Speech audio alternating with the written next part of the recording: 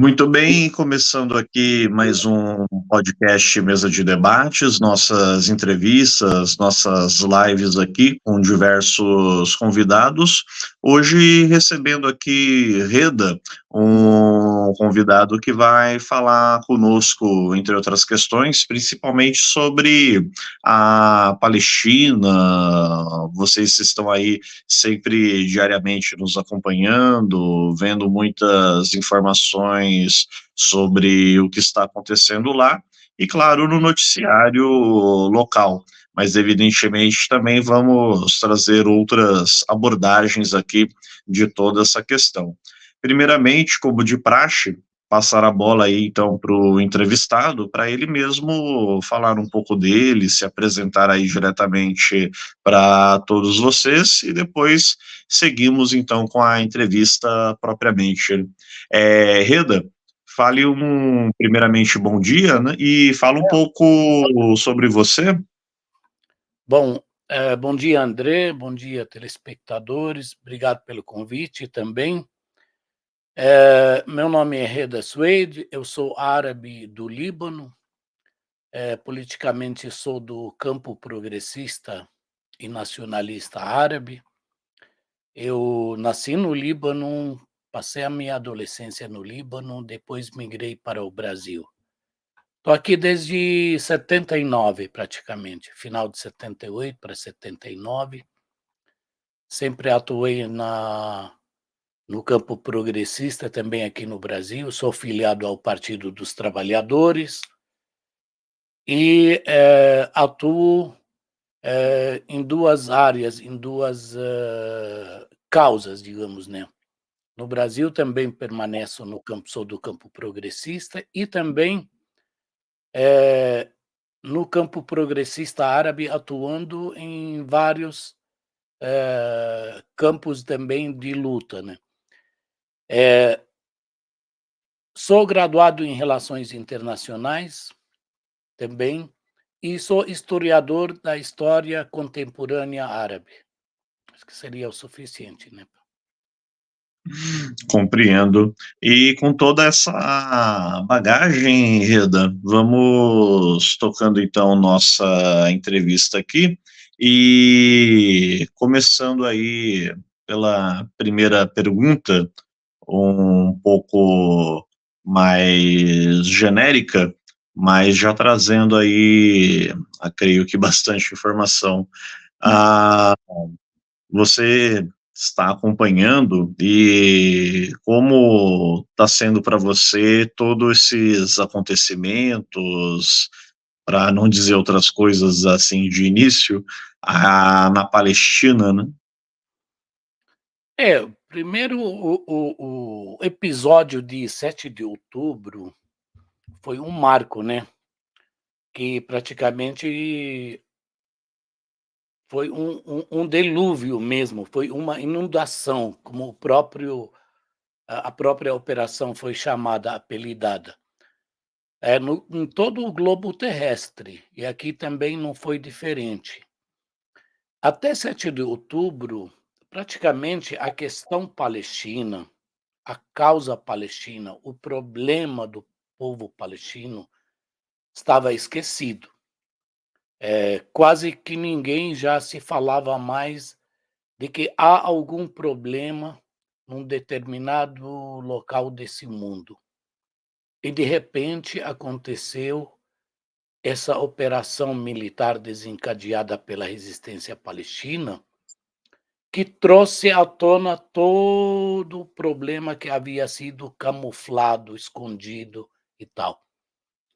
E a partir desse momento, a humanidade entrou numa revolução cultural. Há gerações e gerações que não estavam inteiradas da realidade do que estava acontecendo nesse mundo. E, de repente, esse acontecimento trouxe tudo à tona. Então, o que nós vivenciamos no mundo todo, exatamente é isso. A busca de uma versão, de uma verdade. O que aconteceu? Esse é o dia a dia que a gente vem vivendo e vivenciando o que está acontecendo. As pessoas querem a verdade, querem a versão. A versão que o Ocidente tinha implantado, colocado e repetido sucessivamente, já não colava, já não convencia mais ninguém. Não convence. Era uma versão cheia de mentiras, de distorções, que não convencia mais. É exatamente isso. A gente percebe que logo nos primeiros dias, a mídia ocidental, como de costume, ela lança a sua versão e começa a bombardear a opinião pública, principalmente do Ocidente. E ela cola, pega. Ela taxa alguém de ditador, taxa alguém de qualquer aditivo e vai martelando, martelando, martelando e pega. Na questão palestina, essas versões que logo de início começaram a taxar que o Hamas é um grupo terrorista semelhante ao ISIS, ao Estado Islâmico, que eles mesmos criaram. Hamas havia estuprado mulheres. Era mentira. Não colou, não pegou. Caiu. Hamas havia deceptado cabeça de 40 crianças. Também não pegou, não colou. Então, essa capacidade de mentir, de manipular a opinião pública, ela caiu por terra. E nós começamos a assistir e viver ao vivo e em cores as verdadeiras verdades que eles haviam escondido durante todo esse tempo. Então, a humanidade ela passou a viver, passou a discutir, passou a analisar, não tendo como fonte de informações a mídia ocidental, mas outras mídias alternativas, mídias semelhantes a esse canal, que tem milhares e milhares, centenas de milhares de pessoas ao redor do mundo, conseguiram furar a bolha da mídia tradicional. Então, esse é um acontecimento, gerou uma revolução, e nós estamos ainda dentro desta revolução. Outros problemas em outros lugares do mundo vão vir à tona, que vão desmascarar o quê? Esse período de colonialismo que vem acontecendo ao longo dos 500 anos. Não é à toa que a Bolívia, o povo boliviano, é um dos mais ferrenhos solidários à causa palestina. O porquê? Qual a razão? É porque o povo boliviano também é o povo palestino. Ao redor do mundo você tem muitos povos palestinos que foram injustiçados ao longo de séculos e séculos. Então, essa revolução que nós estamos assistindo, ela trouxe à tona toda a questão palestina. Esse é um ponto. Segundo ponto, o que essa ação militar representou para o Ocidente coletivo? Foi uma derrota estratégica. O Ocidente que criou esse Estado fictício de Israel para cumprir uma determinada função naquela região do mundo. É ser uma base militar avançada, cravada no seio da nação árabe, com objetivos muito claros. Isso já foi falado muitas e muitas vezes. São objetivos econômicos, manter o domínio colonial naquela região do mundo e tendo a base militar como o guarda e, posteriormente, ser o dominante principal em todos os sentidos, seja na área econômica, financeira e militar.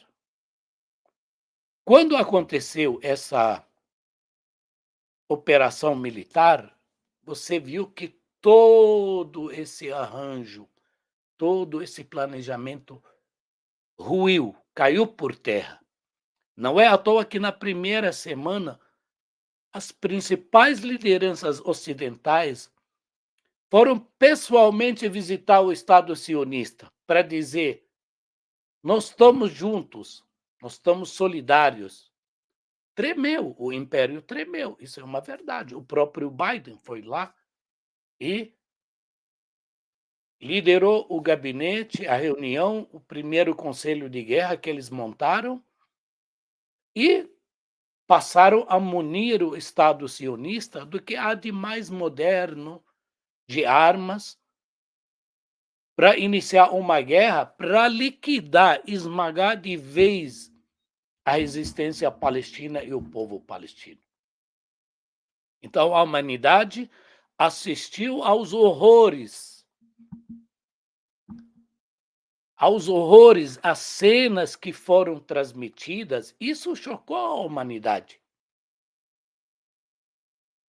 Não colava aquela imagem de que a resistência palestina é um bando de terroristas armados e pau, e toda aquela imagem armazenada sobre o árabe, o muçulmano em geral, tentaram colar e dar continuidade. Isso caiu por terra. O segundo fracasso que eles tiveram é que não conseguiram esmagar a resistência palestina. E dois, as imagens das crianças palestinas, quando se começou a falar em 40 crianças, atingiu-se 10, 12 mil crianças palestinas. E por incrível que pareça, no Ocidente, nem isso sensibilizou a opinião de muita gente. Não há nenhum problema de matar 10, 15 mil crianças palestinas ou qualquer outras que não sejam europeias brancas.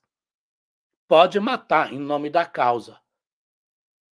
Madeleine Albright havia uma vez falado, quando bombardearam um abrigo de civis em Bagdad, quando invadiram Bagdad, cometeram uma cena igual, semelhante no Iraque. 500 mil crianças morreram devido ao cerco, devido a essa política agressora, imperialista, colonial. E eles não achavam que não há nenhum problema de matar 500 mil crianças em nome da causa. E também agora, as imagens, a diferença é que nós estamos assistindo à transmissão ao vivo desse acontecimento. Resumo: não colou a propaganda deles, foram derrotados militarmente. Aquela ação militar, aquela foi uma das ações mais brilhantes que aconteceu ao longo da história desse conflito, em que a resistência armada palestina conseguiu emplacar uma derrota militar implacável. Aquela derrota, ela não foi uma simples operação militar. Havia todo um complexo militar, tecnológico, que cercava, que transformou aquela faixa, aquele território palestino, num grande campo de concentração. 65 quilômetros sendo guardados, vigiados por uma tropa de 25 mil militares. E 25 postos ao longo desses 65 quilômetros. Cerca com a de melhor recursos tecnológicos que o Ocidente tem, que a OTAN tem na mão. E, mesmo assim, eles foram derrotados. 1.200 militantes das brigadas Al-Qassam conseguiram aniquilar em pouco tempo e permanecer controlando, dominando aquela região militarmente por mais de 9 horas sem os caras conseguirem saber o que estava acontecendo. Então foi uma derrota também da tecnologia ocidental empregada, que tanto que eles usam para propagar no mundo que os recursos tecnológicos militares que eles têm, e a capacidade também desse exército também foi jogada por terra, e os palestinos conseguiram fazer prisioneiros de guerra para quê? Para trocar pelos prisioneiros palestinos que estão nas cadeias israelenses, inclusive crianças, mulheres e velhos, idosos, e passa de 10.000. Hoje deve estar passando já dos 8.000 mais ou menos por aí, 18, 20.000. Essa é a questão. E trouxe à tona todo o problema da questão palestina. Como surgiu? Quem são os palestinos? Alguém fala quem é essa gente que mora na faixa de Gaza? Como é que chegaram ali? Essa população que vive numa área de 365 quilômetros quadrados, 2.200.000, 2.500.000 chegaram a ser, de onde que vieram? Essa gente foi expulsa das suas casas em Haifa, em Yafa, em Asdod, em Aca, em Nahareia. Essa gente foi expulsa. Trouxeram colonos europeus, americanos, para morar na casa deles. Expulsaram eles para a Cisjordânia. Então, essa revolução cultural ela está acontecendo, estamos buscando a verdade. E essa verdade ela vai nos levar exatamente ao ponto exato que é eu colonialismo, eu neocolonialismo, eu imperialismo, o papel que exerceram desde que a revolução, pelo menos na história moderna, não estamos falando, contemporânea, desde a ascensão dos europeus e o início do novo período do neocolonialismo, que começaram a colonizar o mundo.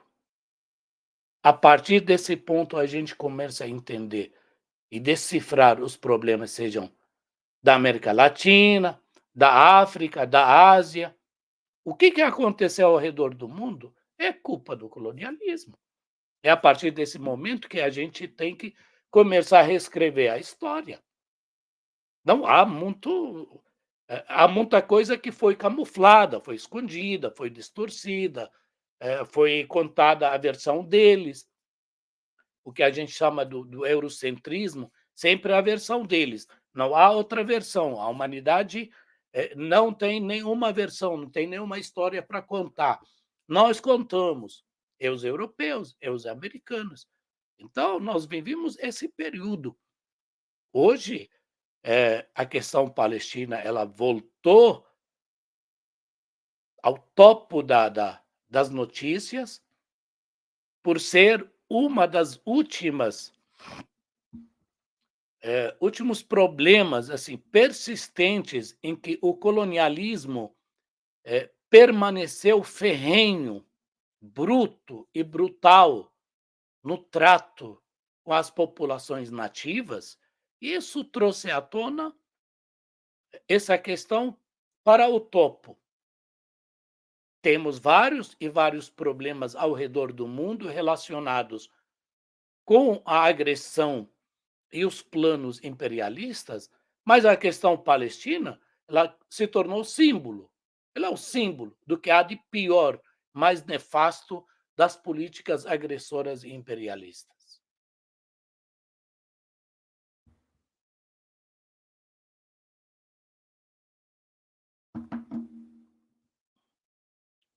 André,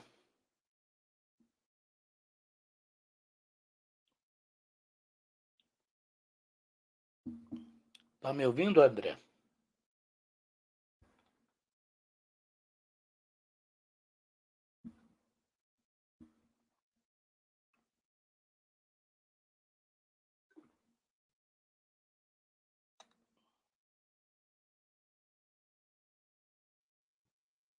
Opa, ah, retornando aqui, Reda, ouvindo sim, é, a internet aqui acho que ela deu uma pequena derrubada, né? Mas estava ouvindo atentamente suas falas, suas colocações, e acho que você faz aí um resumo, digamos, tanto histórico quanto mais factual do que, entre aspas, originou essa etapa do que estão chamando aí de guerra, né, na Palestina, no Oriente Médio. Até estão questionando muito o termo guerra. Alguns falam muito aí, na verdade, num massacre, né? É um Guerra genocídio. se falaria, guerra se falaria quando você tem, por exemplo, duas nações mais ou menos em pé de igualdade, vamos dizer assim, se enfrentando, né?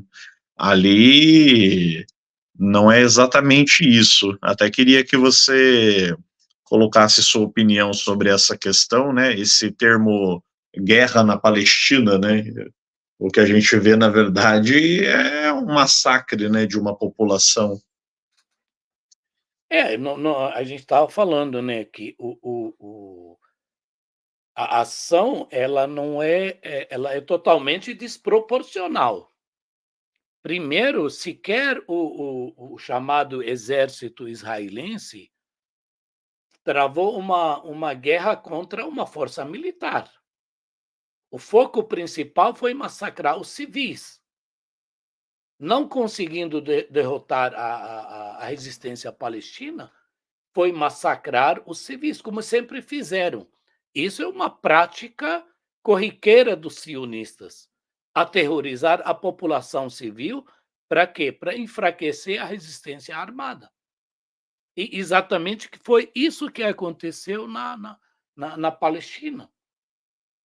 Desde a criação do Estado sionista até hoje, são os civis. E isso permaneceu e continuou devido ao quê? À proteção do Ocidente. Agora que a gente vê que a opinião pública ela começou a se sensibilizar, começou a se falar de tribunais internacionais, que não acreditam muito que vai dar algum resultado se permanecer o equilíbrio das forças do jeito que está, mas isso começou a acontecer. O Estado sionista ele nunca lutou de forma respeitando as regras das guerras e as normas. Sempre foi um exército genocida. Cometeu todo tipo de atrocidade em todas as guerras, desde 1948 até hoje. E passando pelo Líbano. No Líbano cometeram também, quando invadiram o Líbano em 82, os mesmos crimes. E todos são documentados, registrados e tal, e não se conseguiu nunca repreender esse Estado sionista em nenhum fórum internacional, porque sempre teve o apoio do Ocidente. Hoje, Gaza, ela reverteu totalmente, radicalmente essa situação. Hoje você consegue fazer chegar a opinião pública mundial, principalmente no Ocidente, o que está acontecendo e está conseguindo, pelo menos, mexer essa questão. Eu vou focar mais na questão do colonialismo, o porquê originou esse problema aqui. E quais os acontecimentos. Porque o ingresso de novas forças militares nessa questão, no atual conflito. Qual o papel, qual a relação com isso, com a questão palestina? Como eu disse no início, que a política neocolonial ela dividiu o mundo entre eles. As nações dominantes do mundo, seja Inglaterra e a França, e os europeus em geral, da mesma forma que eles dividiram a África em 1845 entre eles, 1874, 75, na Convenção de Berlim, também dividiram o resto do mundo entre eles. Da mesma forma que os portugueses e espanhóis dividiram as Américas aqui, a Terra do Novo Mundo, entre eles, repetiram isso na África, repetiram isso também na Ásia. Então, a nossa sorte, a divisão colonial aconteceu na nação árabe e foi implantada logo após a Primeira Guerra Mundial. O interesse colonial daquela região, durante toda a história, sempre aquela região continua interessando pela localização geográfica, pelos mercados, pelas matérias-primas e pelas rotas comerciais também que passam por aquela região. Então, são inúmeras as causas e as razões que levaram o colonialismo, os colonialistas, a pensar em ocupar aquela região.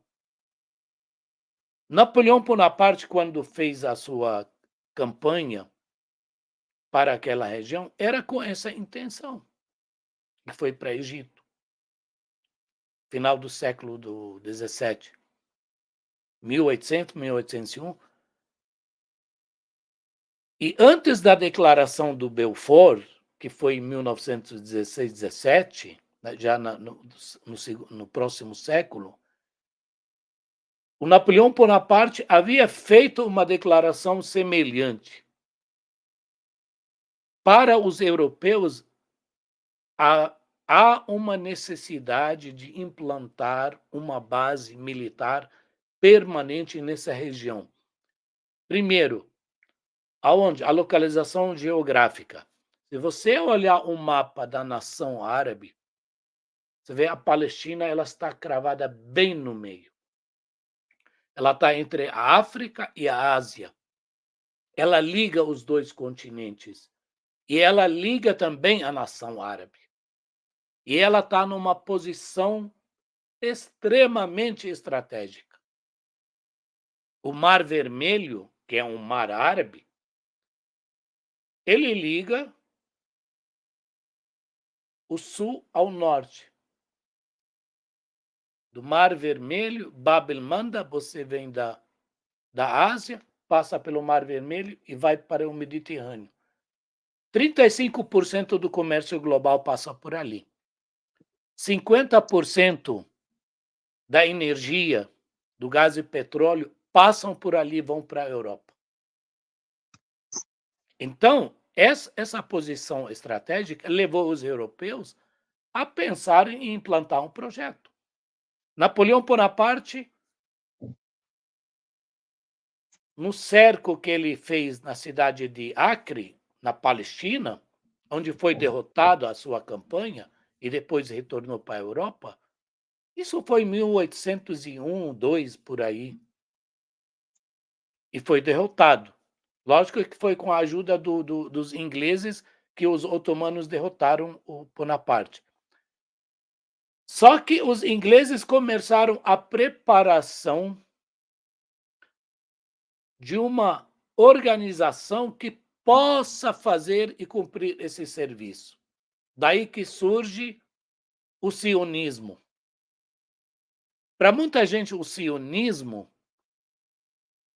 ele surgiu no seio das comunidades judaicas. E isso não é verdade. O sionismo foi uma ideia protestante inglesa.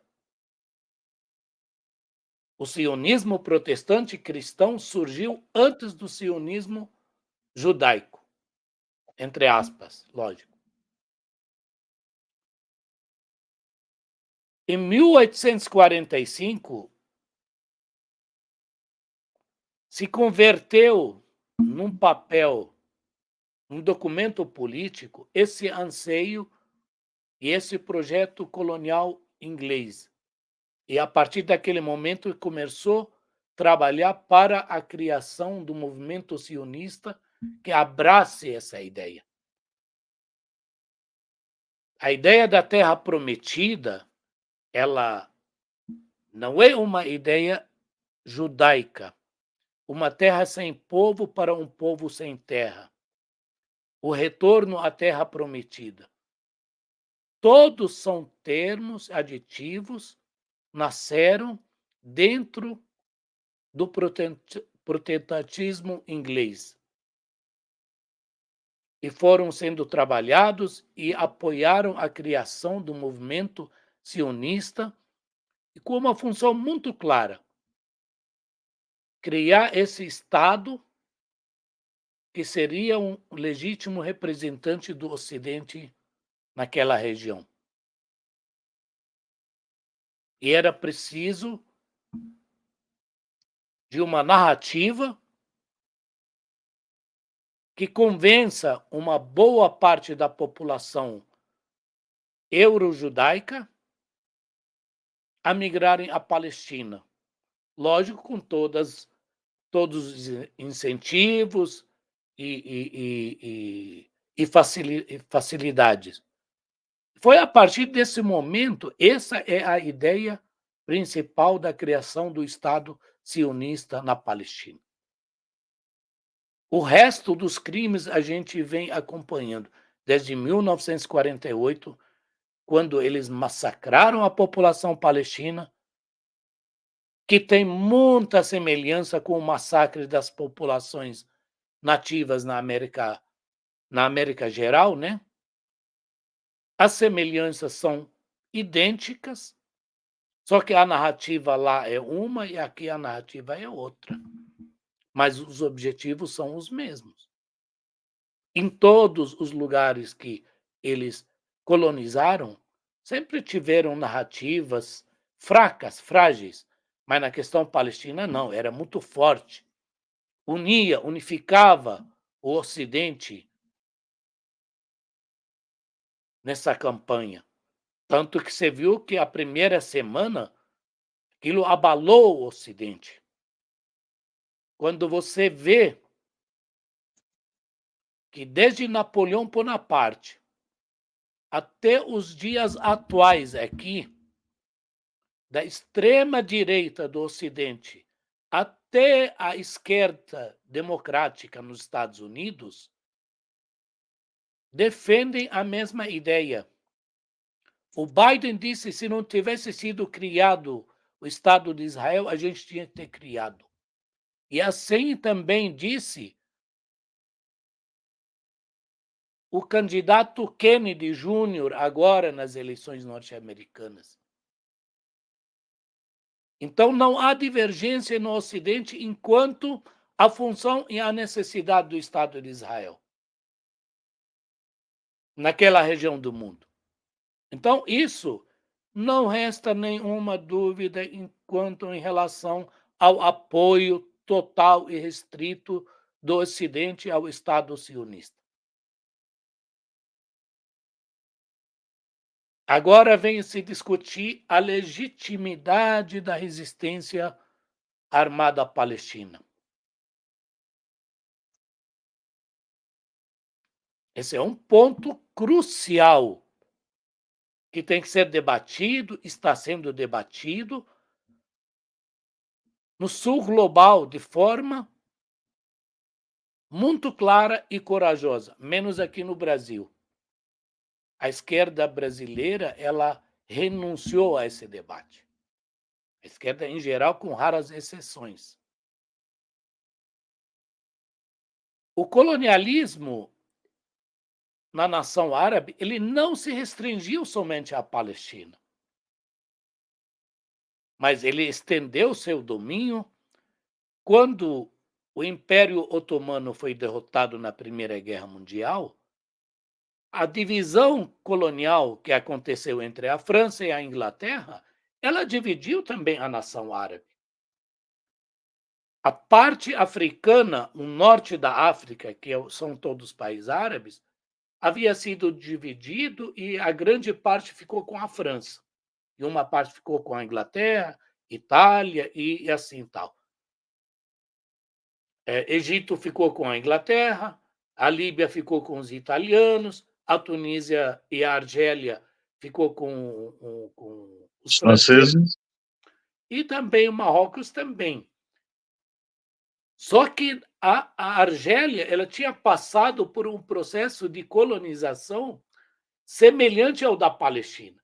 Já em 1830 começou a colonização da Argélia num projeto muito semelhante com o da Palestina. É a colonização francesa, que durou até 1860 e pouco, né? Quando eclodiu a Revolução Argelina e conseguiu derrotar definitivamente os franceses. E do lado asiático da nação árabe, eles pegaram a região do Levante, né, que é a Grande Síria, chamada pelo Ocidente, aquela região, o Oriente Médio, mas aquilo tem um nome, é a Grande Síria. Ela foi dividida entre uma parte, o sul da Síria, que é a Palestina, né? Ela foi entregue aos ingleses, e o resto da Península Árabe, Iraque, atual Arábia Saudita, mais tudo a sul, ficou com os ingleses. E o que aconteceu? Dividiram aquele território em pequenos estados inviáveis. Desenharam fronteiras, criaram barreiras, cortaram todo tipo de relação comercial entre essas regiões, criaram moedas e papal e conectaram diretamente com o centro. Então, tudo tem que passar pelo império. Qualquer tipo de relação comercial, intercâmbio, papal. E empossaram quem? Governantes que eles escolheram a dedo, sendo assessorados pelos assistentes do império. Isso aconteceu em todo. O petróleo já havia sido descoberto pelos ingleses, não é pelos ingleses, já existia o petróleo, né? Mas não tinha aparecido como uma fonte de energia estratégico já naquele momento. E eles passaram a dominar e a extrair essas riquezas. Então, esse domínio que começou a partir da Primeira Guerra Mundial e que iniciou também a implantação da base militar avançada deles, que é o chamado Estado de Israel, já começou desde aquele tempo. E a luta dos povos árabes também começou junto. Mas o colonialismo, ele sempre trabalhou em duas frentes: esmagar diretamente militarmente qualquer foco de resistência em todas essas nações, e cada região dessa tem uma longa história de resistência em nomes totalmente desconhecidos no Ocidente, lógico, não sabem. E numa outra frente cultural e de separação entre os povos daquela região. Então, trabalhar nas intrigas, nas diferenças religiosas, tribais, ou qualquer diferença entre uma região e outra, os ingleses trabalhavam para acirrar mais e jogar lenha mesmo na fogueira. E desse jeito. E provocar um sentimento bairrista dentro desses pequenos estados, em detrimento do nacionalismo árabe, da grande atmosfera árabe. Então, isso permaneceu até a década de 50. Da década de 50, nós tivemos a fase dourada do movimento nacional árabe, o surgimento do nacionalismo árabe, que começou com a Revolução de Julho no Egito, liderada pelos oficiais egípcios, tendo como líder principal o Jamal Abdel Nasser. Ele derrubou o rei Farouk, implantou a república, e ali nós vivemos um período de luta anticolonial. Ela não somente foi irradiada na nação árabe, mas em todo o chamado terceiro mundo da época, seja, África, Ásia, América Latina. Então, esse período onde começaram a eclodir as revoluções contra o colonialismo europeu. O Nasser, ele liderou essa época, esse período, em busca da libertação nacional, em busca da construção dos projetos econômicos nacionais, em busca da unificação da nação árabe, que teve tentativa de criar o Estado Unificado Árabe entre a Síria e o Egito, durou pouco tempo, fracassou. Tivemos muitos êxitos, seja na Líbia, seja no Sudão, a Argélia. O Nasser ajudou muito a Revolução também argelina, que derrotou os argelinos. Na Líbia tivemos também na Síria, no Iraque, no Iêmen, e muitas outras regiões eclodiram movimentos de libertação, foram algumas esmagadas, e essa história permaneceu até a morte do Nasser. A morte do Nasser é uma morte suspeita também, se diz que foi envenenado, e a ascensão do Sadat. A partir desse momento tivemos essa inflexão. Nasser havia dado um forte apoio à questão palestina, tinha acabado de ajudar a criar a OLP, a Organização para a Libertação da Palestina, que unificou todas as organizações palestinas, políticas e de luta armada, e havia dado um grande impulso para que os jovens árabes ingressassem na luta armada via a OLP.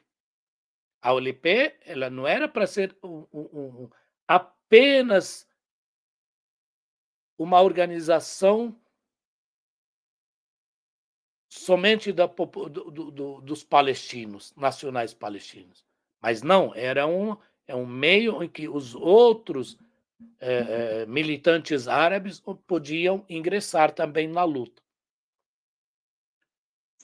Os Estados Unidos, o imperialismo, ele conseguiu um efeito naquela época. O mesmo que ele fez com a China, quando a China aderiu a um acordo com os norte-americanos e virou-se para o campo interno, cuidar da sua economia, da sua construção, se ausentou do mundo, praticamente.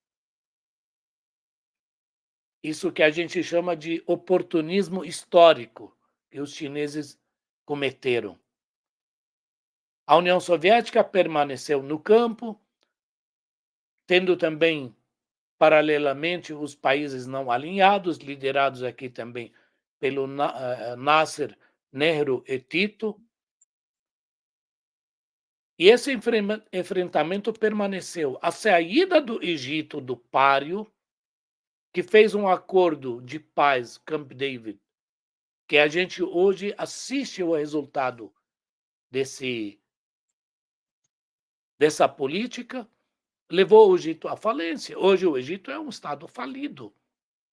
A devolução do Sinai, ela também acabou entregando a causa palestina também para os sionistas.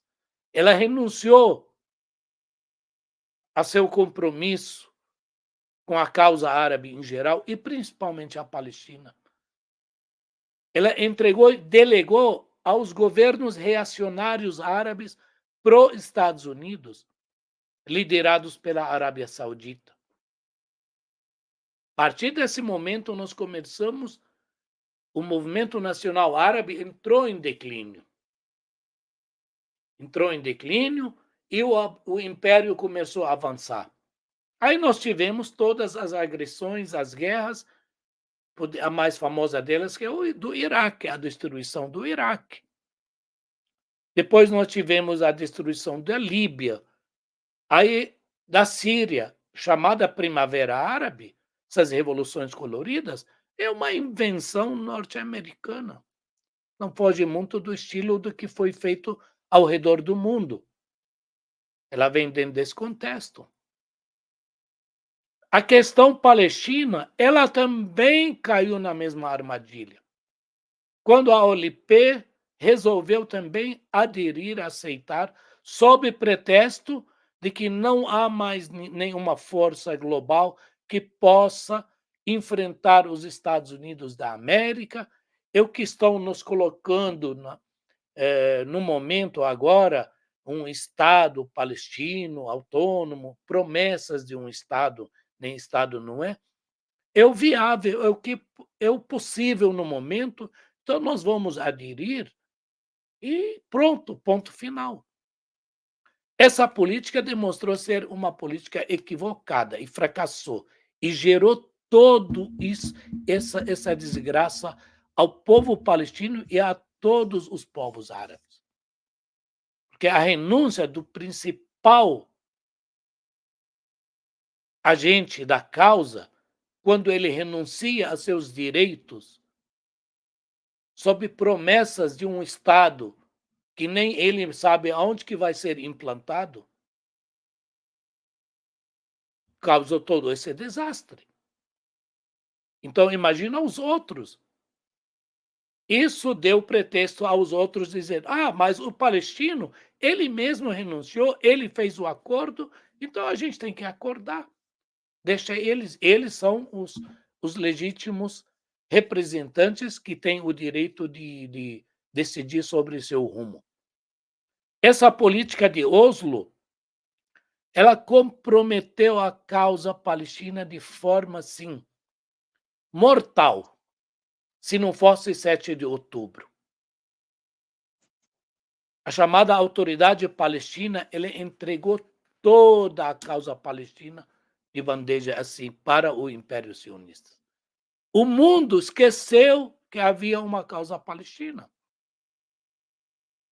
Que você tinha 7 milhões de refugiados ao redor do mundo, em cerca da Palestina, inclusive os da faixa de Gaza. Ninguém falava mais. Israel começou um processo de expandir suas relações econômicas e comerciais com os estados árabes vassalos dos Estados Unidos, liderados pela Arábia Saudita. O capital árabe, das riquezas árabes, não eram investidas em pró e benefício da população árabe. Serviam para comprar armas da indústria bélica ocidental, principalmente americana. O dinheiro permanece nos bancos ocidentais e fazem a política do império e financiam suas ações militares ao redor do mundo. Tem exemplos de mais de uma causa que eles financiaram: sauditas, emirados e mais. A causa palestina, ela ficou delegada a essas nações vassalas dos americanos. E o processo de normalização das relações, na verdade, de revelar as relações, porque as relações elas já existiram. E quando Trump veio, ele acelerou os passos. Acelerou os passos a ponto de que nem se falava mais de um Estado palestino. Um suposto, sonhado Estado palestino, virtual. Até porque a Cisjordânia, o local, a geografia onde que se queria instalar o Estado palestino, ela foi ocupada por 750 mil colonos que hoje vivem na Palestina. Onde é que você vai criar o Estado palestino? Nas nuvens? Então, esse projeto chegou a um ponto, até 7 de outubro, os estados menores vassalos árabes já haviam normalizado as relações com o Estado de Israel, revelado, né? Criaram até relações diplomáticas, políticas, já haviam até cooperação na área militar, na área econômica, e tá? Faltava apenas a Arábia Saudita. Não fosse 7 de outubro, a Arábia Saudita já tinha assinado. Dentro dessa linha de que haverá uma harmonia, a narrativa histórica que foi usada na Palestina para justificar a criação do Estado sionista, de que essa aqui é a terra prometida do povo eleito, é uma terra sem povo para um povo sem terra.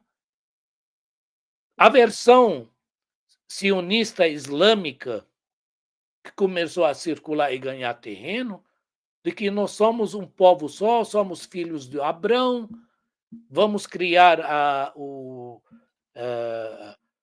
abraonismo, que nós somos filhos do Abrão, assim, toda essa parafernália, sabe, essa narrativa escrota que eles arrumaram, e estava andando a passos assim, muito acelerados.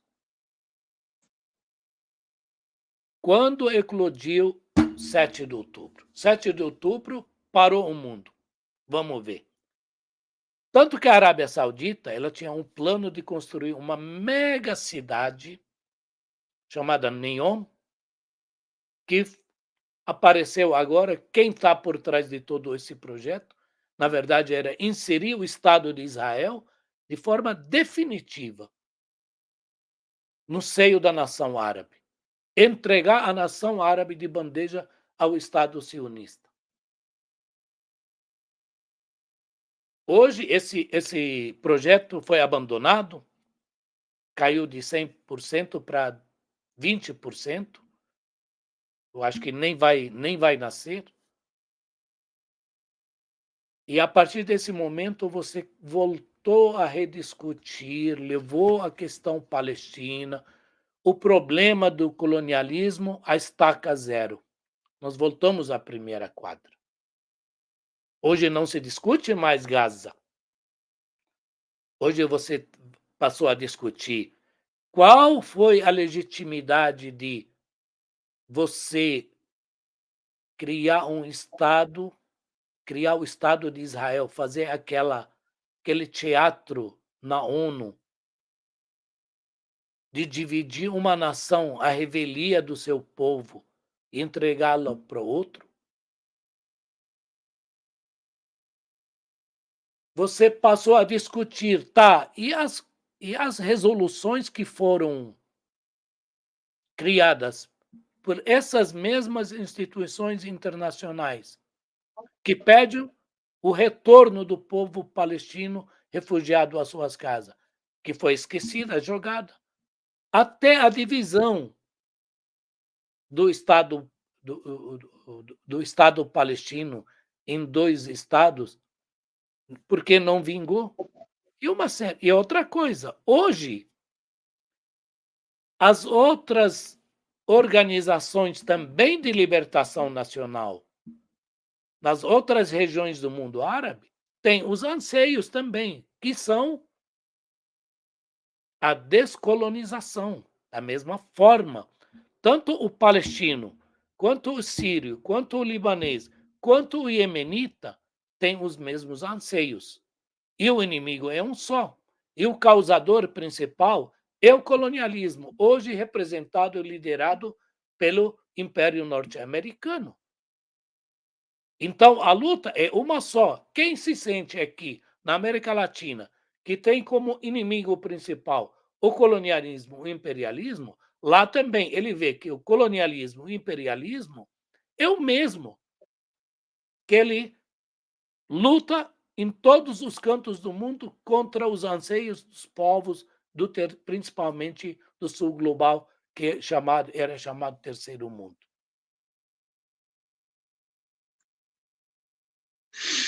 Questões aí bastante contundentes, Reda, e espero que todos que estejam nos acompanhando e irão nos acompanhar consigam fazer aí muitas reflexões sobre tudo que você coloca. A, a história, né? Ela é bem mais complexa do que apenas uma, entre aspas, briga de gato e rato, como muitas vezes acaba aparecendo para a grande maioria da população que acompanha aí os grandes telejornais. E uma pergunta, acho que capciosa, e até acho que podemos, a partir dela, caminhar aí para o final da nossa questão, e imagino que não é uma resposta fácil, mas na sua visão, né, nas colocações aí que você traz, e como resolver esse problema, né, e como solucionar após tantas décadas, né, para não dizer séculos de erros e tropeços históricos nessa, bom, no mundo de modo geral, né, mas pegando essa região aí especificamente, como resolver esse problema, né? Bom, eu acho o problema principal é o colonialismo. Você precisa descolonizar. Não existem meios termos. Não é possível você conseguir a sua independência total cedendo ao colonialismo. O colonialismo, o imperialismo, ele não vai te entregar de bandeja os seus direitos. Isso não aconteceu em lugar nenhum do mundo. Nem o povo do mundo conseguiu ser agraciado pelo império, pelo dominador, assim, porque o imperador, o império achou que, tá, vou ceder os direitos. Tem. É um processo de libertação nacional. Os atuais movimentos de libertação nacional não têm nenhuma ilusão quanto a isso. Quem tem um pouco de ilusão, isso ele está perdendo tempo. Acha que o império vai ceder, está enganado. Não cedeu em lugar nenhum do mundo. Essa chamada autoridade palestina que está hoje em Ramallah, ela não passa de um instrumento na mão dos americanos e dos sionistas. Ela trabalha contra a população palestina, contra a resistência palestina. Sonha em ter algum benefício ainda da ocupação.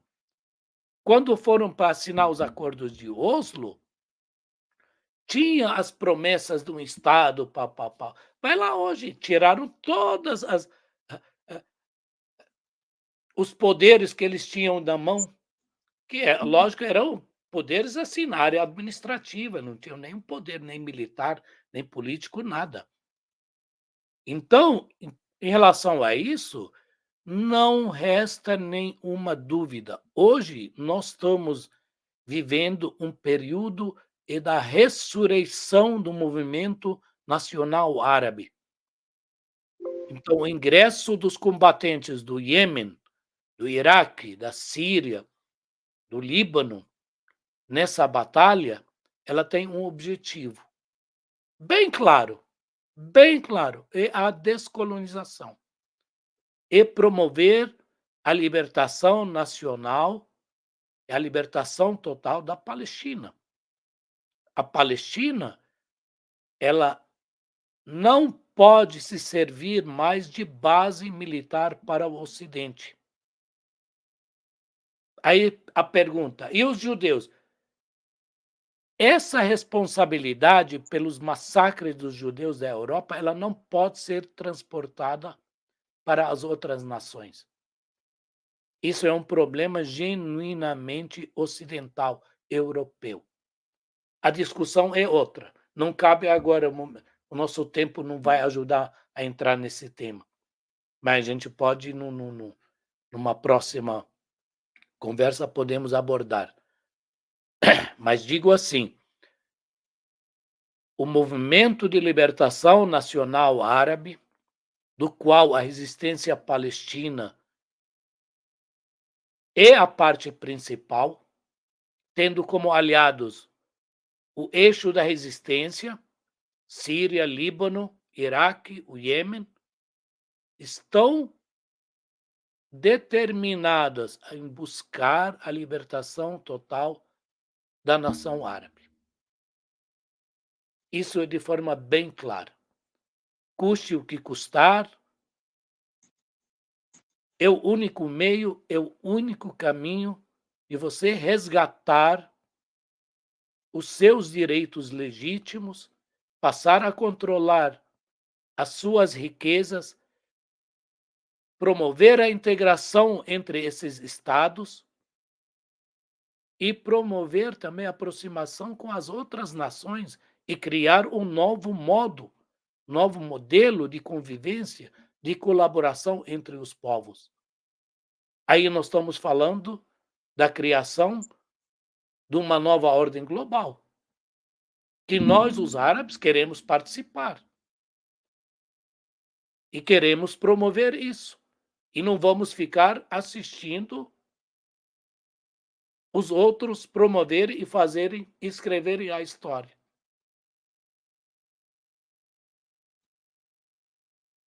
Perfeitamente. Reda colocando aí questões capciosas, né, importantes para refletirmos nesse momento e ao longo aí de toda essa passagem, ao longo aí de todas as questões, sempre que ligarmos aí os telejornais, pegarmos os grandes jornais para lermos, vermos, ouvirmos as questões quando se fala da Palestina e o chamado Oriente Médio de modo geral, entendermos tudo o que está por trás, o quanto essa questão é complexa e, evidentemente, culpa, né, do imperialismo, o colonialismo que não só lá, mas no mundo inteiro criou e explica diversas tragédias, catástrofes históricas aí que a gente poderia citar.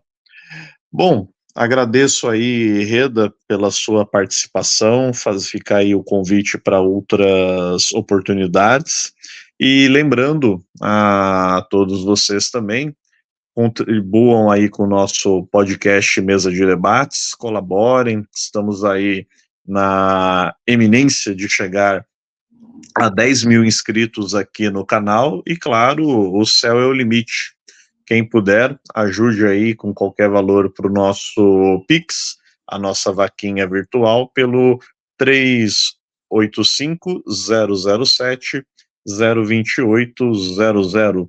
Nossa chave Pix aí, o CPF, para poderem colaborar com o podcast Mesa de Debates e fazer com que a gente cresça cada vez mais, trazendo aí pessoas como Reda, entre outros, para nos ajudarem a pensar esse mundo que nós vivemos.